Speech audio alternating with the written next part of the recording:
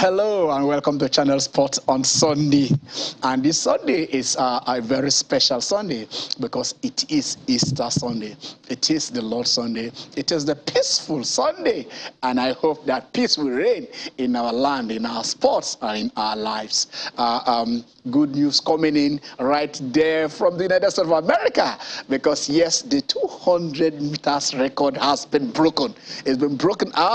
Nigeria's 200 meters record has been broken by the one and only, yes, and it's just a teenager, 19-year-old Favor Ofili, and she did it in grand style. I tell you, that record was set in 2018 by Blessing Okagbari, and I tell you, Blessing set that record when she was almost 30, but here is a 19-year-old Favor Ofili destroying that record. Blessing around 20.04 seconds, but they 22.04 seconds. But here is the first Nigerian to run under 22 seconds, doing it in 21.96 seconds. So I tell you, what else do you want to hear to say? Yes, this is it. And apart from Ofili, a lot of other Nigerian kids have been on fire in the last 48 hours across, the United States of America in all the meet. This one in the Tom Jones Invitational, and it wouldn't have gotten any better than this. So we shall look at this. We shall look at how our kids are doing it. That is in athletics. We shall look at football and see what is happening at the local scene and also in Europe. How are they doing? Rivers United, how far? They are saying we have created this pace, and it is difficult for anybody to catch up with us. Who will catch up with Rivers United? They went to Casina and won. They went to Casina and won, and then came back, and then Casina United now went home to take on Kano Pillars, and that is another story that we don't want to talk about. That is a story, but we shall see it. We shall see what happened right there when Kano Pillars returned home. They returned home, and it was mayhem on Casina United, on Casina United buses, on their fans that went to watch that match. I thought Kano and Casina used to be the same state. What has been happening? Okay, Kano and Kaduna were in the same state, and that was the northern part. Yeah, so we shall look at that anyway. But that is a debate that we expect something positive to happen, and it is not happening. In England, the quest for the quadruple by Liverpool is on. They are saying we can do it. We can do it. If you can do a treble in 1999, we can do a quadruple in 2022, because they dispatched Manchester City. And I tell you, these guys are right there in the final, waiting for the winner of Chelsea and Crystal Palace today. So we don't know who is going to meet them. But then when you are playing in the final, anything can happen. They are already there. It is an opponent, and that is a London derby between Crystal Palace and Chelsea. Whoever takes, wins that match today will be playing Liverpool in the final. Remember, they already beaten Chelsea in the final to pick up the Carabao Cup. So the Champions League, they're already there in the semi-finals, hoping to see, yes, who comes our way. We are going to do it. And then at the league, they are just 1 point are behind Manchester City. So while City's treble dream was shattered, the quadruple quest of Liverpool, continues from there on. And then the big one that we're talking about there is during the week, the NFF came up and announced that they have a lot of coaches. They have lined up coaches, they have employed coaches, and we are saying, who are these coaches that have been employed? Some foreign coaches were shortlisted, some local coaches were there. Others are saying this is too many cooks smelling the brook. But then, how do you move in maybe 5, 6, 7 coaches, cluttered in one place? There are a lot of controversies on the ethical conduct of somebody, of one or two of these coaches. They were saying, why are you bringing them back now? Is it appropriate? That is the voice of Nigerians saying, no, if you have to qualify, but you have to be fit for the job. You have to show character for the job. And were these things shown? And what was the processes that went through? How were these coaches picked? Were they shortlisted? Did they apply for? Were they interviewed physically? Do you look at it? So a lot of these things we shall try to answer. We'll probably have somebody who might provide answers to this today. But I think the best place we should be starting on is to look at how our kids are doing this right there in athletics. But then joining me right here is Okpeyemi Ajala. Okpe, happy Easter. Thanks, Ken, for having me, and happy Easter. It's been a week of high and low, of course, crystallizing with the Easter celebration. We can never forget the demise of the Colombian Freddy Rincon. They call him the Colossus of Buenaventura. These are guys that gave us wonderful moments in the 80s and 90s. And at just 55, it was a car accident. His life was cut short. Yes, Rincon was somebody. He is a fighter. He is built. Yeah, that's why he's the Colossus. When it's built, he's built. Yeah. Okay, all right. From there, so let's start with athletics. Favor Ofili. You understand? Running a blistering 21.96 seconds. That is no Nigerian woman in the history of athletics has run below 22 seconds. She did it in 21.9 seconds. She's just 19. Yeah, Ken, the news came just like the news when Usain Bolt did it, I think, before the Olympics in Beijing. From nowhere, just give us the blistering world record. Yes. And taking into cognizance that the 200 meters is a very difficult race because of the curve and you need a lot of energy. So because my benchmark for even 200 is not even a blessing. For me, it was Mary Onyali, because Mary was the powerhouse. Take away the record, Mary did everything. Got us the Olympic medal when it comes to 200 meters, got that medal in Atlanta. So for Favor at 19 to come with this 19.12 seconds, I think is something. There is hope, taking to cognizance that we also have Francis Obikwelu, who later switched to Portugal for the male. So for the female, I think she has done something that all eyes will definitely be on her. And I think there is no greater time than the AFN to put the searchlight on her and ensure nothing goes wrong with Favor, because with 21.96 for a 19-year-old, the sky should just be the starting point for her. And I think that is extraordinary, and that is welcoming in this season for her to have done actually that. Okay, you can also see right there that Godson Brumi, is just did his that is new personal best time in 100 meters of 19.12 seconds. We have Rosemary Chukwu also running 11.05 seconds in 100 meters, and then Grace Nwokocha doing Rosemary did another, that is personal best, and Grace Nwokocha season's best of 11.13 seconds. I mean, these gladdies are hard. Yeah, because it's like from the ashes of the blessing of Calvary band, we are having this beauty. So for the youngsters, and perhaps maybe it's the weather, maybe it's the altitude or the attitude of the athlete that has given us this wonderful season best, personal best, and records are there, but again, it's not about the record, it's about achieving your own personal, that's you have reached your own limit, and it's extending the limit, the elasticity of how you can extend your personal best. That is sharing news here, Ken. All right, that is it. And then while he was doing that, Yemi walked into the studio and joined the team. You welcome to the show, Yemi. Good afternoon, Ken. Happy Easter. Since the news of Blessing of Kagbari's ban with respect to that doping happened, was it late last year or early this year?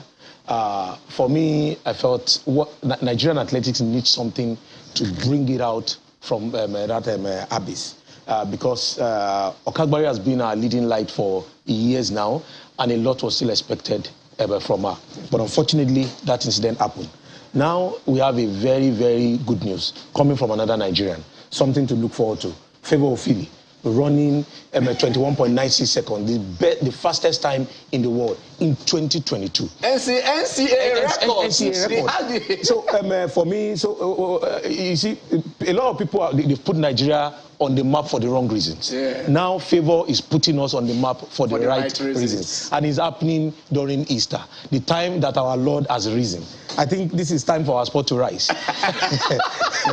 Absolutely. It is happening. Let us see if we can join the Prince of Monaco. I hear he's ready. Victor Osimhen. Oh no, sorry, Victor Ekpeba. There is one Victor to another Victor. When we're talking about Victor Ekpeba, he said the only Prince of Monaco, the African Footballer of the Year 1997, Olympic gold winner with Nigeria in 1996, the AFCON winner in 1994. The guy won the Airborne Boot, the best player, an African player in Belgium, and that was in 1993. Can we reach out to Victor Ekpeba? Hello, Victor. How are you? How are you? Happy Easter Sunday, Ken. happy Easter Sunday. And let us see, because we just want to come to you this Sunday. We have a few questions we want to answer. And then Victor also is a member of the NFF Technical Committee, the subcommittee of Technical and Development Committee. Victor, Nigerians woke up to say you guys have recommended some coaches, for the national team, and also shortlisted others for the Super Eagles. Can you please confirm and take us through some of these processes of what happened? Okay, let's start with this. Do you have any idea of how many coaches applied for the Super Eagles job? No, first of all, I think the role of the technical committee is to try to develop football in the country, but for a while we've not been doing that. But for the foreign coaches that applied for the vacant Super Eagles job, I think we had about 6-7 foreign managers that applied for it. So we recommended 3-4 names. It's for the discretion and the luxury of the executive committee to decide whatever manager they want. It's never the role of the technical committee. Our role is to advise the executive committee. I can understand back home here, if some of the fans and stakeholders are not happy with some of the managers or the coaches of the Shan team, the under 20 and under 17. So, but at the day, we don't really have the power to decide who ends up to be the manager of the under 23, under 20, under 17. From the under 17, I think everybody will be happy that Chudoka Ogbade has been there before. Won the under 17 with for the first time in the history of Nigerian football in 85. I've been assistant twice, so I think he have that experience to coach the young boys, But we shouldn't forget, Ken, there's politics in football, So whatever decision you guys have seen in recent days, is the decision of the NFF executive committee. You are saying it is not just a technical decision, but a political decision. Is that what you are saying, Victor? No, in football there's politics. Certain decisions, people will not like certain decisions, We have to live with that. So I don't want to dwell more, because I think the committee we met some weeks ago, about 8-9 days ago, and you cannot say every time when we recommend or we advise the board of the NFF, some of us are not happy with the decision they take sometimes. And that is the truth. But at the end of the matter, Ken, we don't have the power to decide. Sometimes they take the advice, sometimes they don't take it. So it lies on them to decide whatever they want. Okay, let us study. You said something very profound. You said the duty of the technical committee is to develop football in Nigeria. How often, since you guys were appointed into the committee, how often have you met, and what have you discussed pertaining to the development of football in Nigeria? No, there's laws about it. We've not met a lot. I think that's a very massive setback for football development in the country, So I think emphasis have been placed so much on the Super Eagles, which is very wrong in some ways. That's my personal opinion. But we shouldn't forget that developing our young boys, our young girls is very important for the success of football in this country. So we've not really dwelled on that. It's regrettable. I have to say that I can't shy away from that. So I don't know. There's so much to do when it comes to football in this country. So it's unfortunate. It's regrettable. I hope we can start that developmental process back in Nigerian football. We're talking about the league. The league, our league has a lot of flaws. We don't have the same league we had in the 70s, 80s, 90s. Everybody was proud of. There's a lot of flaws with our domestic. If we can get our domestic league right, we can develop our young boys in the early age and try to see how we can synergize with the schools, to get keep these young boys in time. So I think there's a lot of work to do, and I think for a while we've not been doing that. Victor, you just, I don't know, I'm a little bit confused here. You are a member of the technical committee. The duty of your committee is to make sure that football is developed. Is the league any of your concern? Do you have any responsibility towards what happens in the league? No, I don't think we have any responsibility, but we can advise. We can work together with LMC if we give you the role to do that. That is why we are a committee to develop football in the country here. But the truth of the matter is that we've not been developing, so we, the technical committee, cannot do it alone. There's so much organs that come around in developing football in this country, and I'm sure you know that. So we can advise, we can sit down with the people in the LMC, sit down with the federation to think a way how to develop football back here in Nigeria. And you know, Ken, that we've not been doing that. We pay so much emphasis on the Super Eagles, and that's what we've been doing for the past 8 years or 12 years, or I don't know for how long we've been doing that. Okay, let us go back to this list of coaches that you guys employ. Let us take it little by little. You said about 5 coaches applied. Did you have the opportunity of interacting with some of these coaches you shortlisted, or you only look at the CV they submitted as, okay, fine, let us shortlist these? Here we can see the profile of these managers. I think we have about 6-7 foreign managers. I think the names are all out there, but some of them were not mentioned.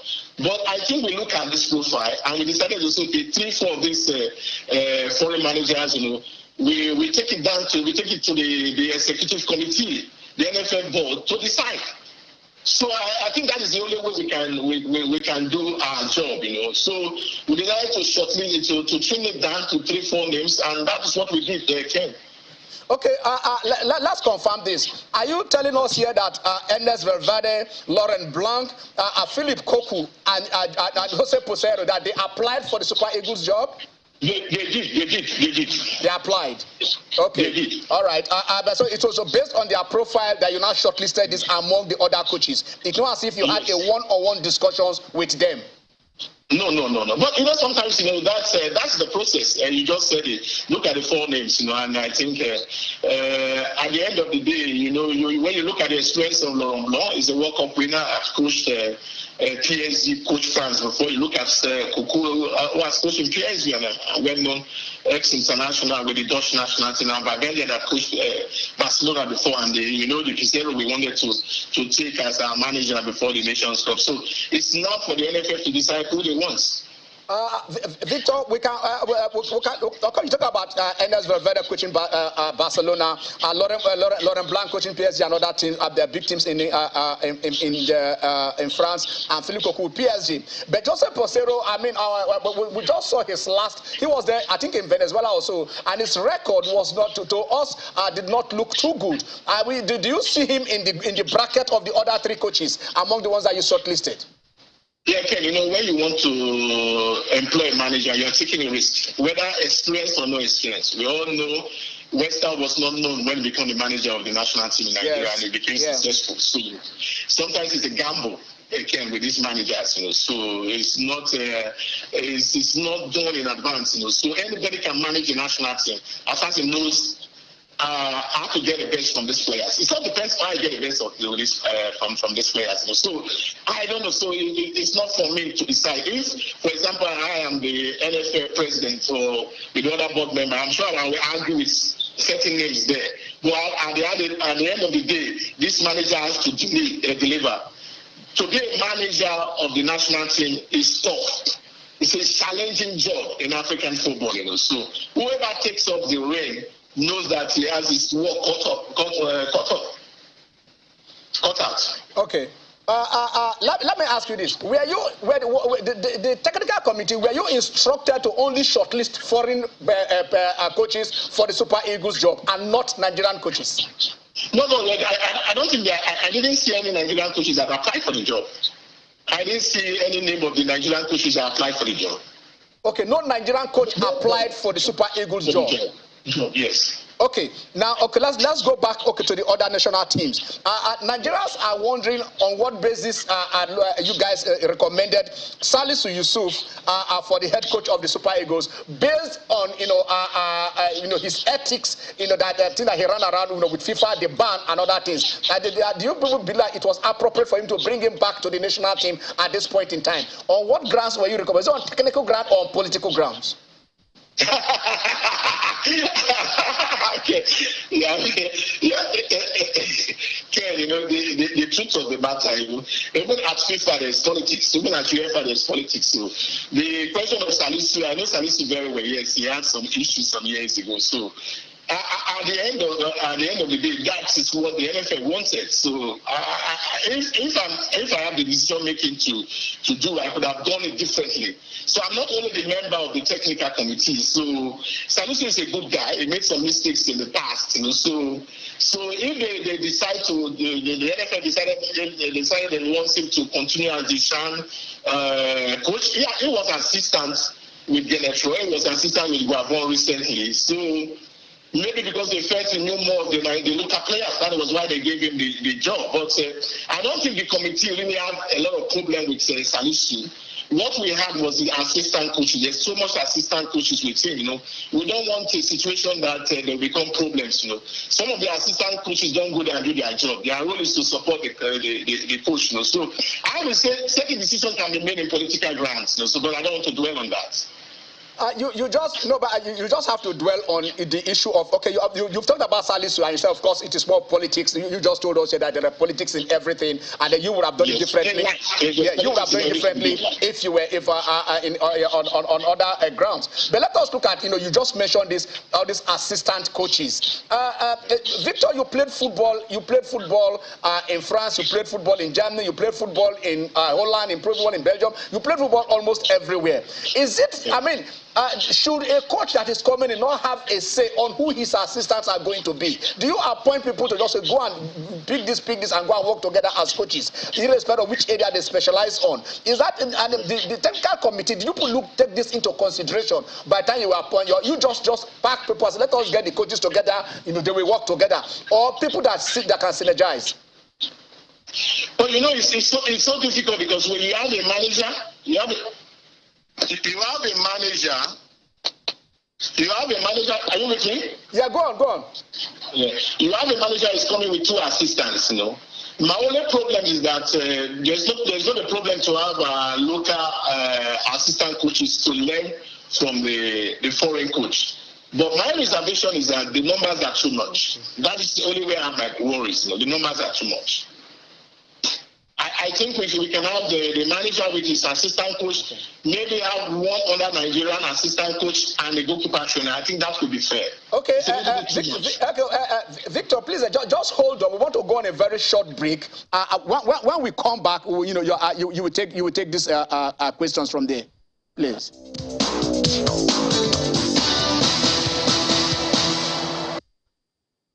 All right, welcome back. Myself and my colleagues, we are here, and we still have Victor Nosahari Ikpeba, the African Footballer of the Year 1997, Olympic gold medalist, AFCON winner, Ebony boot. Victor, I know you have that Ebony boot. Were you given a boot in Belgium when you won that Ebony boot? Were you given a boot? I have a very nice award at home. I love that award. It's one of the best awards I've ever had. It's much beautiful than the African Player of Awards. It's very beautiful. It's unfortunate that we're not having this conversation on Zoom, but I've shown it to you. But okay, don't worry. We'll do Zoom, and I will see that boot, and that it will. We do Zoom. Okay, let me ask you this, because Nigerians want to understand the process of how this thing happened. All these coaches that you guys employed for the teams, were you the ones that recommended them, or they just gave you this list, say, okay, go and go through them? I mean, is it what is the process? Is it technical committee that went to sort all these coaches from one place to other and put them together, or there is technical committee, we are presenting these coaches to you people to look at? What is the process really? But I think it's the technical department that created those lists. The technical department, it's a technical department, okay. And they brought those lists to look at. We, some of the members, who wanted a situation that, if you have Salisu, there should be an alternative. Even for the assistants, down the goalkeeper, we wanted alternative names. But that is what we saw.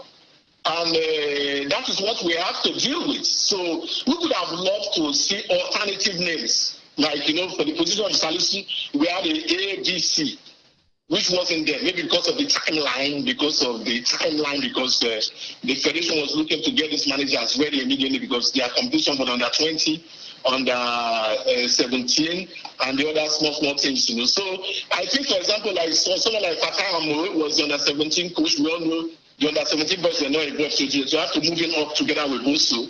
Some members have reservation of why recycling of these managers again. So it's there. It's not like we don't talk about it. But at the end of the day, the decision lies at the table of the NFF board to decide.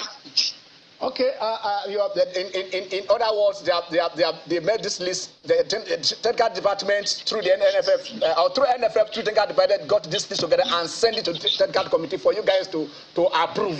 It was as if you people were the ones that penned down this list. No. We are not the architect of that list. We are not the architect of the list. So beautiful. Okay, let me ask you this: Nigerians before the AFCON were angling for the inclusion of Emmanuel Amunike. Unfortunately, Amunike came in the last two legs against Ghana, and then he was not there. Do you have any reason why he was not considered in this new dispensation? I don't know why he didn't apply, but you have to know, the not qualifying for the World Cup. Not qualifying for the World Cup is very painful for Nigerians, and it was a failure to all stakeholders in Nigerian football, the NFF, the technical committee, the media. Especially the players, have to take responsibility, the managers of the team. So Amunike was there. I will not say it was there at the right time because he cannot say no to his country. So okay. Him not being there again, that is the decision of the NFF. So they want something new. Amunike will have his chance in the future. He didn't apply for the job. Now you have Finidi as one of the assistants because Finidi has been a coach at Yimba. So it's definitely being involved. I'm happy for him because I hope he can bring his experience to support whoever they take as the Super Eagles coach and learn from the manager. Okay. So those are the ones what I want to say. It's regrettable because the likes of Yoba are gone, the likes of Aloha Agu is gone. Those are my teammates. So that is football for you. Managers are hired and sacked anytime. It doesn't matter if you are there for a month or two.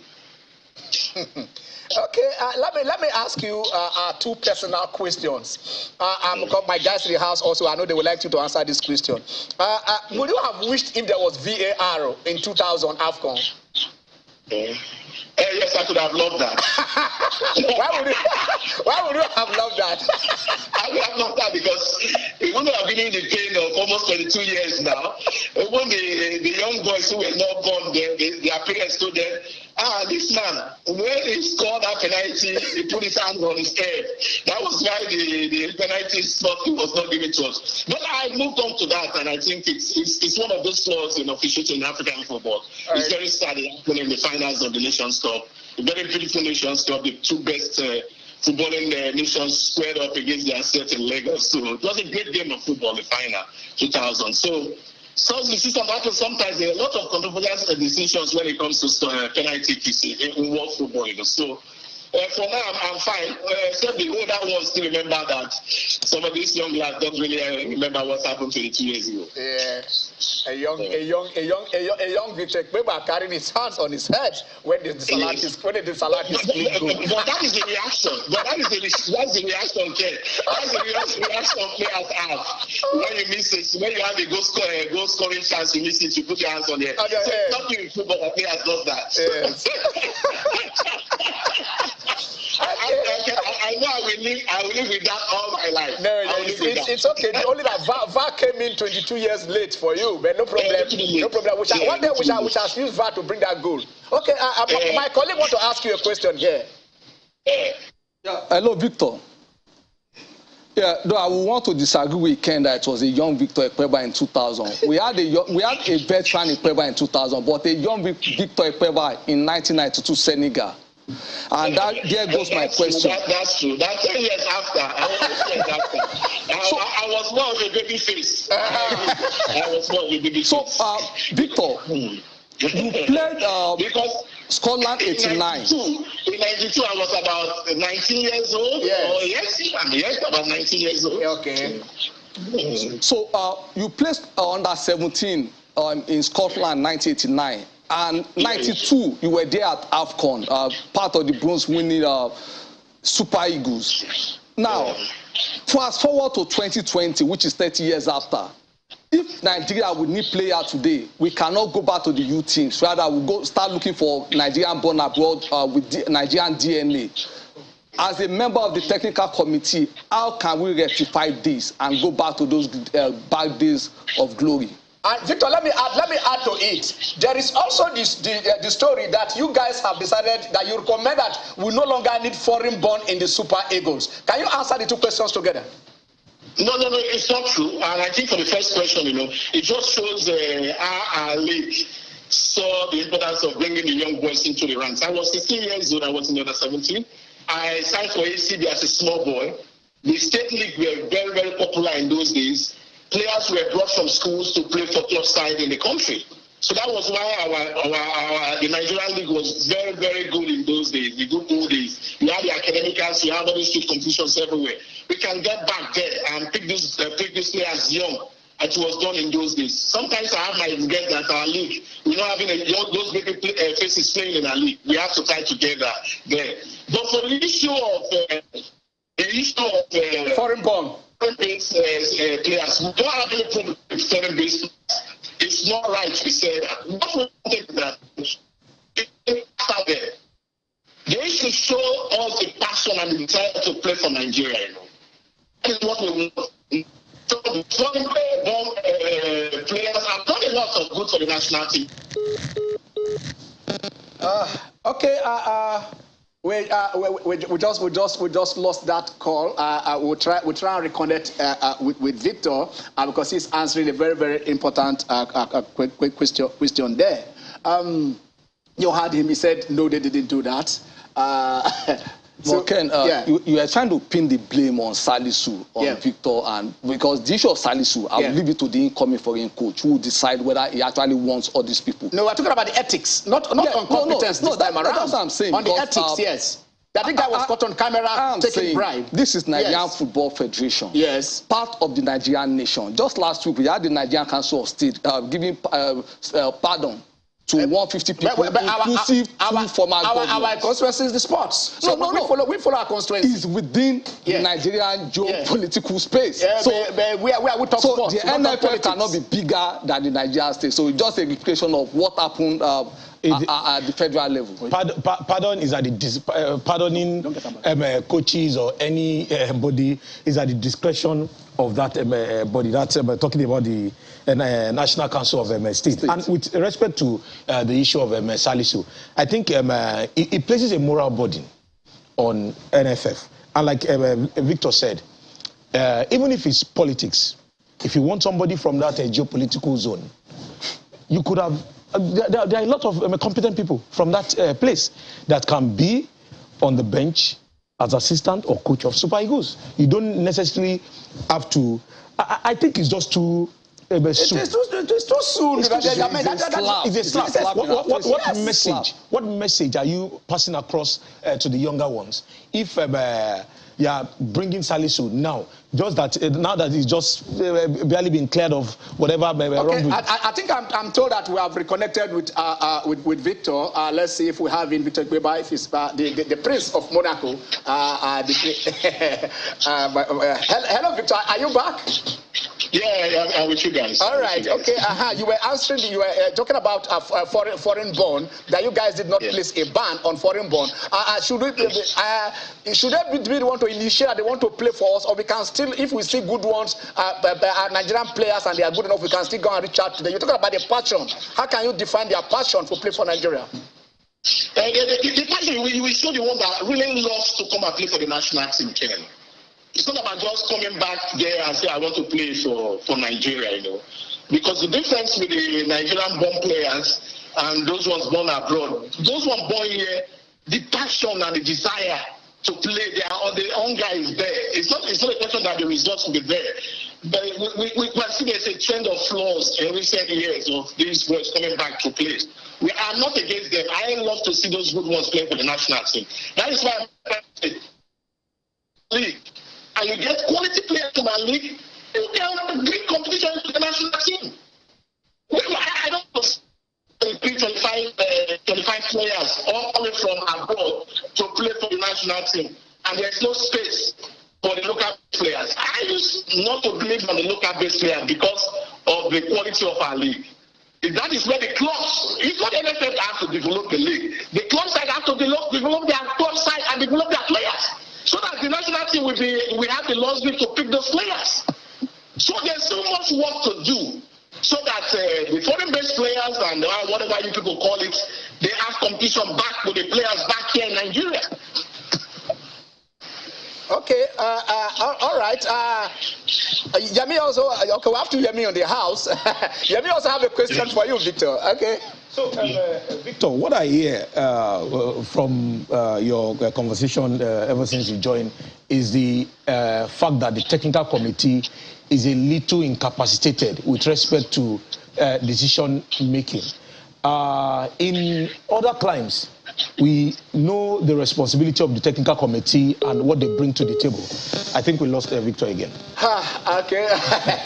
Don't worry. I think we lost the line again. And we'll try and see how this will pan out. And Ken, where I was going is, in other times, we know what the technical committee, what they bring to the table. Yes. In terms of doing the real work. The technical work. That is what he said. And now advising the administrators to say, look at this, presenting fact as it should be, working with data, showing the real work that anybody can relate to, and say, yes, we think we have 5, we strongly recommend this, we strongly recommend that. But now, he's saying, oh, if he had the powers, he will have done this something differently. Yeah. If the technical committee feels that their work is not being appreciated or taken or being undermined, I think when they step down, Nigerians will know where to lay the blame. Because as it is now, I'm not even talking about how do I put it, name calling or blaming each other. What I'm saying, Victor, in essence is, Victor, can you hear us? Okay, so you alluded to the fact that the technical committee can only recommend, make recommendations to the executive committee, and it's at their they now have the choice to decide on what they want to do. But we know the importance of the technical committee in other crimes. I don't want to use the word sinner. In other crimes. So now, if the technical committee feel undermined by all the work that they are putting that is not being taken on board, why don't you guys resign?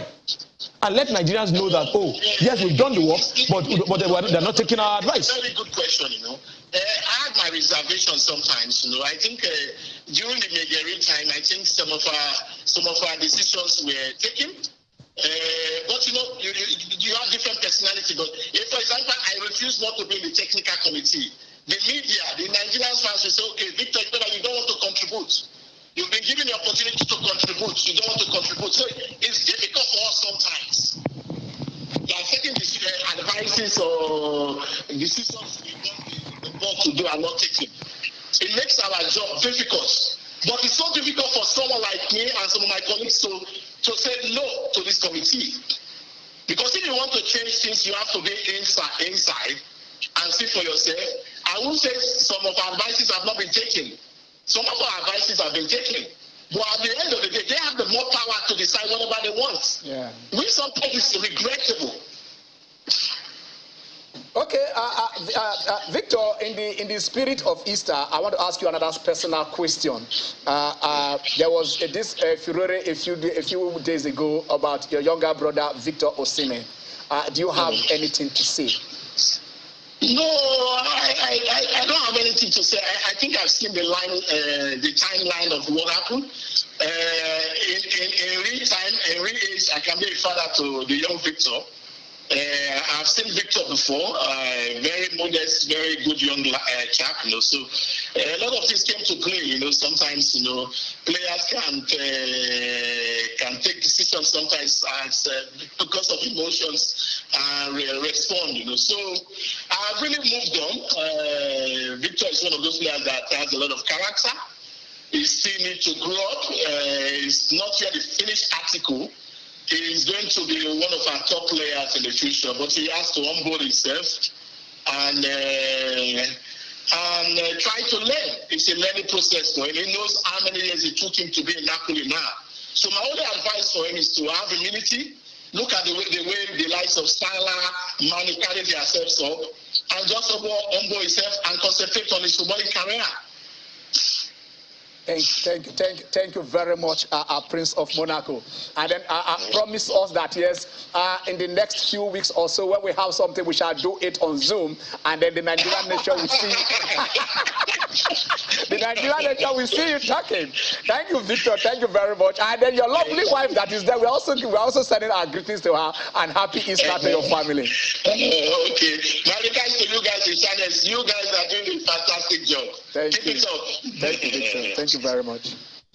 Okay, that is the Prince of Monaco, African Football of the Year 1997, AFCON winner, Olympic gold medalist. And he says that ebony shoe, that golden shoe that he won, I wish he would have shown it to us, if it was on Zoom. But when we have the opportunity, he will do so. Okay, gentlemen, that is what we are doing. I think if it is possible, probably we may open the lines and you guys might join. But let us just breeze through all this, and then we shall open the lines soon for you guys. Let us leave football a little bit and go to tennis.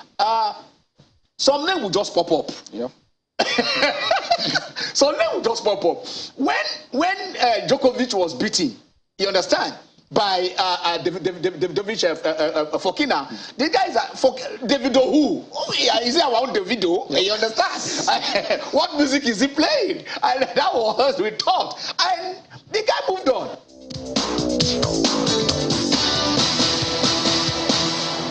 Okay, back to our league now, because we said Kano Pillars took on Katsina United. You can see me dancing already. Yeah. Did you see Shooting Stars result? Yeah, 3-0. Not try. Over Lobby Stars. but you guys will. What's the name of that our friend in Kaduna? How do if you can hear me? See me dancing. Kano Pillars fan. I think it's in Lagos. It's Kano Pillars fan. Up shooting. Up shooting. I like that. But then, like we said, if you can see something not very, I don't know, I don't want to use the word palatable like that. I'm trying to look at the word, that we want to use on this, talking about what really transpired yesterday between Kano Pillars and Katsina United.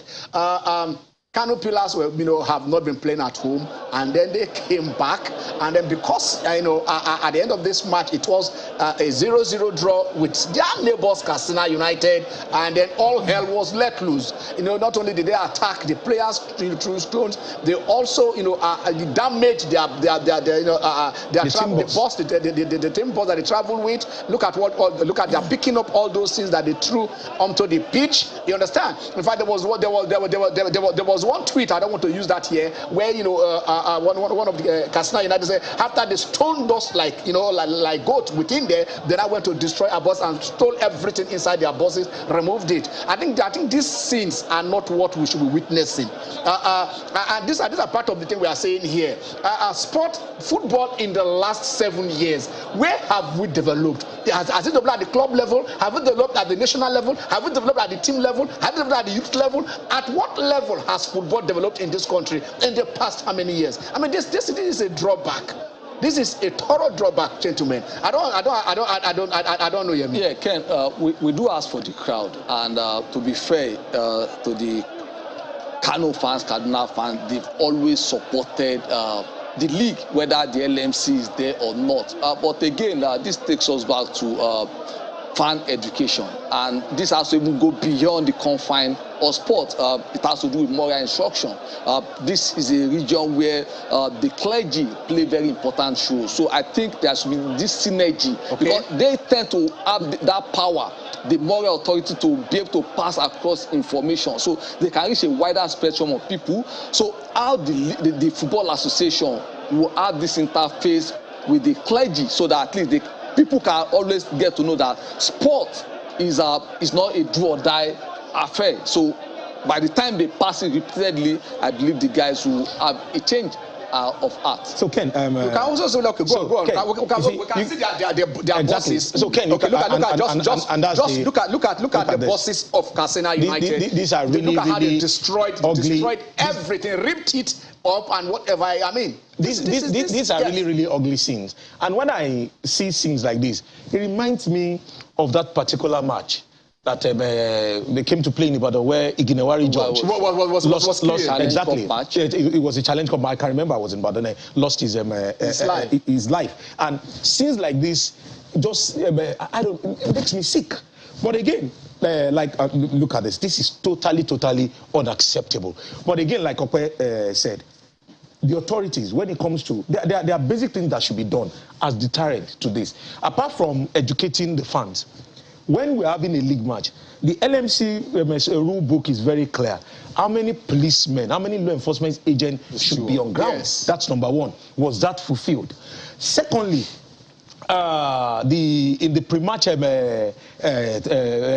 procedures, where the two fans, were they properly briefed? These are what we call rituals that happen before a particular game, that gives everybody confidence to know that, yes, things can happen, but there are deterrents in place to mitigate such risks. Okay, we want to go on another very short break. When we do come back, you know, we hope we can open the lines, because you guys, I know you are itching to join the show. Stay with us.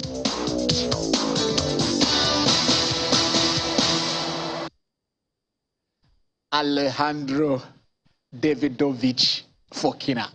He saw him. I mean, the guy is 22. By 5th of June, he'll be 23. He's enjoying himself. I think this is the best times he could have. And he plays without fear. And because of his build, anyway, when you want to face it, you now not. But the thing is that when he's built that way, how far can he cover those spaces? But let's come to the league. Let's come to our own league, MPFL, and see. Let's take the MPFL results. I think at least I will take on the Europe, because what happened in England. So let's do that. The lines are also open. Aha. So let's start from what happened yesterday. A lot of matches were played in the MPFL. Let's take that. Nasarawa United? Yes, Nasarawa United played 1-1 draw with Remo Stars. That's a vital 1 point for Remo Stars, and that is keeping them 4th on the log. Yeah. Abia Warriors and Niger Tornadoes again, another 1-1 draw. Sunshine Stars also against the Rangers, 0-0. Kano Pillars, that's the match we just spoke to. Katsina United going to the Sani Abacha Stadium in Kano to also secure a new draw. Gombe United and Akwa United also played out a 1-1 draw. Dakada defeating Atland of Owerri by 2-1. Wiki Tourist of Bochi and Kara United also played out a 1-1 draw. I think it was a weekend of draw, except for the Oluyole Warlords. And Dakada also won. Exactly. But Oluyole Warlord pound Lobby Stars. I know you are 3. Yes. 3 you are so hard. Absolutely. And that cleans the -3 deficit. Exactly. That cleans the -3 deficit. Okay, today Plateau United taking on MFM and Rivers United. No, Rivers United taking on Eba tomorrow. Eba on Monday, yes. On Monday. That will be on Monday. That will be tomorrow. Okay, and this is the standing now. So still rooted on top of the log is Rivers United, having 49 points from 22 games with a goal difference of 24. 4 points clear. 4 points clear. Then Plateau. Okay. Then Plateau United, also having played 22 games, they have a 45 point. Next is Rangers International with 38 points from 23 games. Remo Stars, they have 37 points. Okay, let's go to the bottom. And to the bottom of the log, Atlan is family rooted there, followed by Kasna United on 19. Luby Stars, Shooting Stars compounding their woes with that 3-0 win. And MFM, yes, they are fourth from the bottom. Yemi will not stop reminding us of that 3-0 victory. No problem. The biggest margin this weekend. That's the biggest margin. Yeah, you are free to celebrate. We can't take that away from you. So that is the thing. Okay, that is a look. Today. Is there no insurance here? Somebody says they're shooting his beauty. Is there no insurance on the log? Ken, please. You should know your senior. Thank you very much. I mean, it is good. It is good you are getting one on me. So let us go on. Okay, let's go to England. And see what happened. We like pace setters, we like record breakers, and that is what Liverpool is trying to achieve. They've won more Champions League trophies than anything in England, but then they are pursuing that number 20, which Manchester United had in the league. But then this season they are going for the unprecedented in England, because I know was it Barcelona that won every trophy they entered under Pep. Yes. So now that's the match against Manchester City. Yes, people say Pep has a way of defeating himself. Do you need this match to experiment with your second goalkeeper and you rest players? You don't have your Champions League matches. You already qualified for this. So why did they do that? I really. Like everybody will say, who can query the almighty Pep? But at times when he gets everything, this reminds me that particular final Champions League final, where you put Fernandinho on the bench and used Gundogan as an holding midfielder, and it backfired. And that was what happened again yesterday. Manchester City goalkeeper was awful yesterday. Look at that first goal. Gift. Gift. Even the second one was a gift. So I think Pep has himself to blame for the team not making it to the final of the FA Cup. And Jurgen Klopp, I think Liverpool wanted it more. It could have even been more than that, but it was good. City gave them a nervy last minute with that goal from Bernardo Silva, but unfortunately, it was too late for them to get anything. I think I find it funny when we tend to make excuses for Pep. Pep is not unbeatable. It's not the Wenger that will go a whole season unbeaten. Pep lost twice before the Champions League final. He did not beat Chelsea. So, and this season, and it has even been taken that for the past 4 seasons now, the difference between Liverpool and Man City is just 1 point. So it's not that Pep is head and shoulder above Jurgen Klopp. So it's a match. But he did beat Liverpool at Anfield this season. Nobody is disputing that. What I'm saying is that cumulatively over 4 years, the difference between Liverpool and Man City is 1 point. We're talking about this game. Yes, I'm so. We're talking about this game. Liverpool is not a team that anybody can put his hand on the chest that Pep will beat. He did himself in yesterday. He's losing that match. There is nothing extraordinary. Pep is not so special that Pep cannot lose to Liverpool. We're referring to the fact that how do you rest your best player and even your best goalkeeper and start a reserve goalkeeper for an important match? We have teams. Even under Pellegrini, he was using his backup keepers for cup games. And it's not unusual. How many? Name the top teams in the world and tell me how many times their backup keeper keep in important match. Name one. This is a cup game. It was Pellegrini that said he would rather be a man of his word than a manager of convenience. I was going to sleep with Willie Calibaga and they won the League Cup that year. What we are saying is, let's assume your outfield players who are talking about injury. It's your goalkeeper facing injury, my guy. Okay. So, the philosophy is playing from the back. When Enrico was playing for the back, some of us did not understand that concept, and we always find beggar then. That why I know they're not playing for this ball. So if you are playing against Norwich in an inconsequential match, I will think about this is a semi-final FA Cup match, and then a goalkeeper. When was that? Have you ever heard of that goalkeeper before? No, Stefan is that, but you know, Ken, that you how many times has he kept? How many times has he kept in the past 3 seasons? It's a club. So if backfire does not make him, and that is why the same way we crucify Okoye and mind you, Ronaldo is a member of the Manchester United. Okay, let's take the EPL results. Okpe will tell us how Cristiano Ronaldo has earned £850,000 for the goal he had just scored.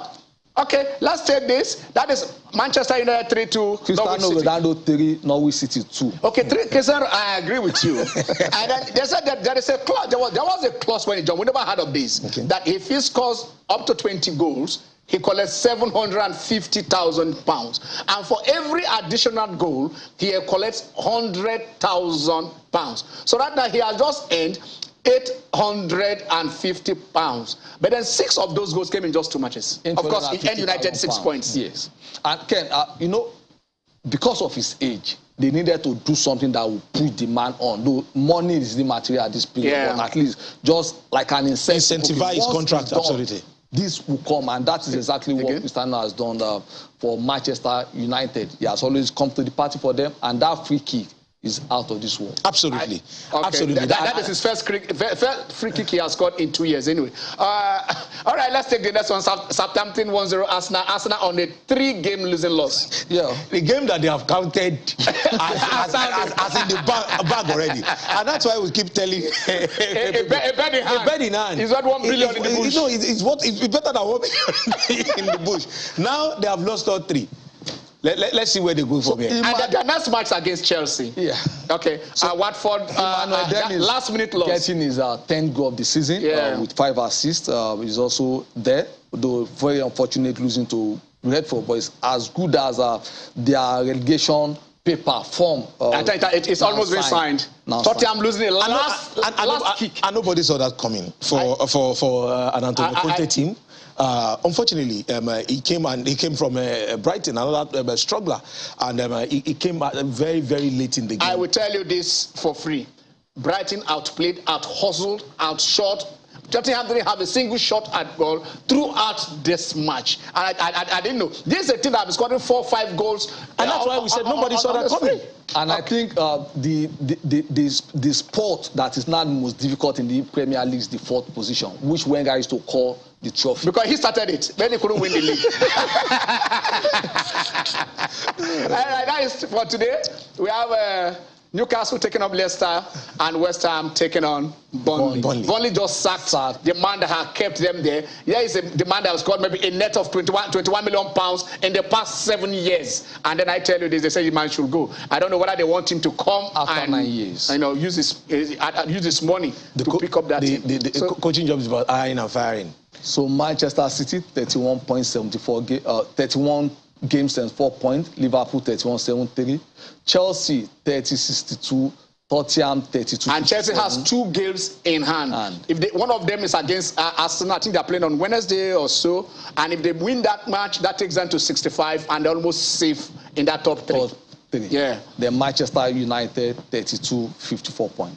All right. So that is what's there. If it is possible, we can take other league results. Any other one that is there? That is Spanish La Liga. The Champions League semi-finalists are losing a lot of chances yesterday, including Samuel Chukwueze. They triumphed 1-2 over Getafe. That still leaves them in the 7th position. Valencia losing out to Osasuna 1-2. Deportivo Alaves winning over Rayo Vallecano 1-0. Then Mallorca losing to Elche 3-0. All right. And for today? For today, Granada will play host Levante. Atletico Madrid will host Espanyol. Celta Vigo will be the guest of Atletico Bilbao, while Sevilla will be at home hosting Real Madrid. I know Real Madrid are comfortably at the top of that league. Barcelona are second, but not close. So some leagues are almost ending now. Yeah. We can say in France, in Germany, in Spain, those leagues are almost coming to an end. Almost, but not ending. Not ending. Okay. The usual suspects. It's like the most competitive, apart from the top three teams this season. The Italian league. Italian league and the English league. English league. The top two. They will surely go down to the wire. They will go down there. All right. So this is what we've looked at this week, and then we expect that in the coming weeks it is going to be very, very better. Guy, where should we? I think next week we should be looking at more on at athletics. These kids are burning the new tracks. Kids on the block. That is it. As Yemi said, if we're in the resurrection week and these guys are trying to resurrect the glory of our track and field, I think is something that deserves to be looked into. Resurrection week. I think our administrators, in the spirit of the season, should at least do better for those sports. Let's come back to the cradle. Let's do what needs to be done. We've failed to qualify for the World Cup. Leave that aside. Whatever we need to do to our leagues, whatever we need to do to school sports, let's go back to the basics. Let's do it. And for our politicians, whatever policies that they need to pass, the funding for sport, let them do the needful so that we can go back to the glory days and resurrect our sports. Go back to the glory days, resurrect our sport, fund our sport. We've said it here and we keep on this. I probably will have to hammer on it that sport cannot continue to have less than 5% of the budget that is meted out for youth and sport.